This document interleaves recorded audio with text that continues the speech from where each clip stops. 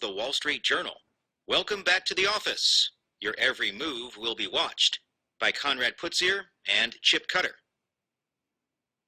Many Americans heading back to the factory and the office as the coronavirus pandemic eases will soon begin to notice that their every move is being watched or recorded. In Midtown Manhattan, thermal cameras will measure body temperatures as employees file into a 32-story office tower at Rockefeller Center. The building's owner, RXR Realty, said it is also developing a mobile app for tenants to monitor and score how closely their workers are complying with social distancing. PricewaterhouseCoopers LLP said it is preparing to launch this month a phone app for employers that traces contacts by analyzing workers' interactions in the office. More than 50 clients have expressed interest, including some of the nation's biggest banks, manufacturers, and energy companies. Advertising giant Interpublic group of companies is exploring dividing its 22,000 U.S. employees into 3 separate groups, according to perceived health risks, which could include age. Workers could be asked to disclose medical and other personal information about themselves and, in some cases, family members. Interpublic hasn't signed off on the system yet, but it's definitely on the front burner, said Eric Osman, Chief Medical Officer at the medical advisory firm Vigilant Protective Health Services, which is advising Interpublic. Interpublic said it has only begun preliminary discussions about the system. It is a reasonable approach if you can get through the operational and some of the privacy and regulatory issues, Dr. Osman said. Many office workers have become used to widespread security cameras and key cards that register entries and exits. After the September 11th terrorist attacks, buildings installed enhanced security measures, including logging in visitors and x-raying briefcases. The arrival of COVID-19 is taking surveillance to a higher level, with some employers planning to track movements and gather personal information like never before in Western democracies. It marks a new chapter in the debate over privacy and the trade-offs people are willing to make for safety. Some companies now see the measures as perhaps the only way to reopen offices without risking a spike in infections, at least until a vaccine becomes available. Building owners said the systems, similar to measures used in China that helped slow the spread of the virus, promote health and safety so that employers can better monitor and enforce separation between workers and quickly determine which employees could have come in contact with an infected colleague. The pandemic's consequences are far-reaching, and it is going to change the way all these places work, said Amol Sarva, chief executive of flexible office company Notel, which is adding features to its app that would allow its customers to track the movements of employees. When you design a workplace, it's no longer going to be like, hey, is it cool and fun for my people? A major criterion is going to be, is this place safe and resilient? Massachusetts-based healthcare software company Athena Health Inc. is considering checking the temperatures of employees but doesn't want to track their movements. We trust our employees, said Fran Lawler, Athena Health's chief human resources officer. I think our employees would feel like that is a bit invasive. Jason M. Schultz, professor of clinical law at New York University, who studies workplace monitoring, predicted the tools might remain after the pandemic. Employers don't really have any incentives to remove surveillance once they install it, he said. When companies began sending their employees home in March, they focused on keeping productivity high despite the remote setups. In anticipation of workers returning to offices, some added basic precautions, such as extra cleaning, markers on the ground to direct foot traffic, and more space between desks. Some plan to reduce overall numbers present by keeping some staff working at home or staggering shifts, and others plan to set up their own testing.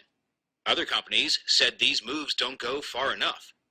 RXR, the real estate company, is testing new systems on its own employees. We are using ourselves as the guinea pigs, RXR's chief executive Scott Reckler said. The company is aiming to have its social distancing app ready at the end of the month. Workers' movements are tracked through their smartphones. You get a higher score the more time in the office you are farther than 6 feet from another person. An individual would see his or her own score, and the employer would see aggregate data on how employees are complying with social distancing as a whole. After the pandemic, RXR said the technology could be used to ensure the most efficient use of space and the overall wellness of our customers. Interpublic, whose ad agencies employ 9,700 people in New York City, began to think about how to safely bring back staffers in early April. After consultation with Dr. Osman, The company is exploring options, including a system of classifying its U.S. employees in one of 3 levels. A worker that tested positive for coronavirus antibodies, indicating they had the infection in the past, would be considered a level 1 employee, the lowest risk, and could return to work when states and cities lift work-from-home orders. Those without antibodies but who are considered a low to moderate risk would count as level 2. This group would include employees who are under 65 years old, don't live with high-risk people, and don't have chronic diseases including diabetes or hypertension. This group could potentially return to work in a second wave. Employees over 65, or those who are pregnant, smoke, have chronic diseases or health issues, would be considered level 3. These at-risk employees would have to wait the longest to return, Dr. Osman said. A potential sticking point, said Casey Tenez, Interpublic's Senior Director of Crisis Management and Business Continuity, is that personal medical information about employees is private. Dr. Osman has also advised Interpublic that there are shortcomings with COVID-19 antibody testing, including that some tests falsely show people have antibodies to the virus.